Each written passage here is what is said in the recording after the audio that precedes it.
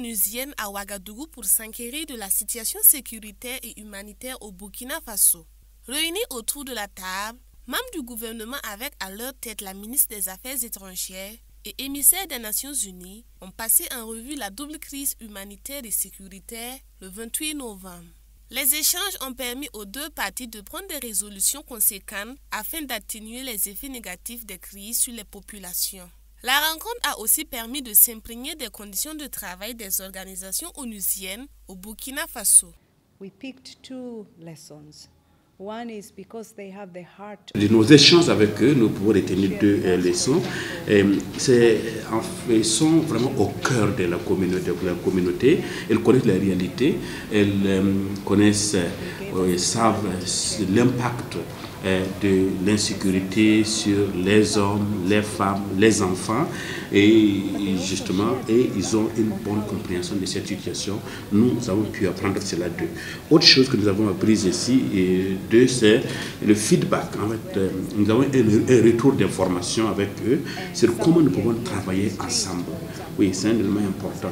Donc, on a eu des idées sur comment renforcer l'architecture humanitaire, et notamment les questions de localisation.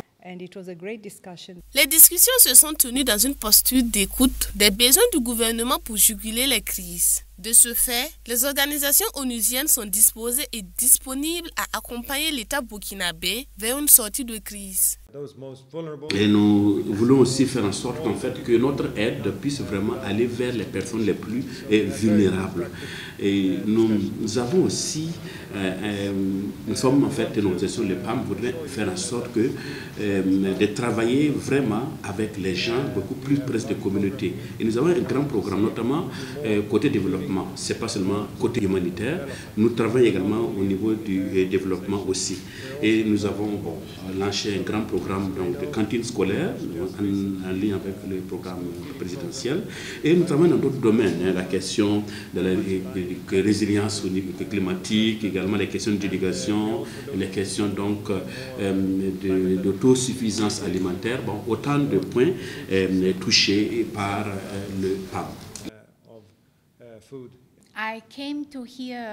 J'ai été là aussi pour voir en fait quels sont les défis auxquels font face les ONG, leur environnement de travail, leur situation. Nous voulons voir comment en fait les ONG au niveau international peuvent coopérer avec les ONG au niveau local, en fait pour soutenir les gouvernements. Et bien évidemment j'ai pu apprendre beaucoup le contexte dans lequel elles évoluent, ces ONG-là. Et bon, on a pu voir comment, qu'est-ce qu'on peut faire en fait pour soutenir en fait les ONG, et nous pouvons remercier le gouvernement pour ces efforts déjà réalisés. Une visite qui était vivement attendue par Ouagadougou, car la demande a été faite depuis l'année dernière. Et je suis plus que satisfaite, d'autant plus que c'est une invitation qui leur avait été adressée depuis l'an passé, en 2022.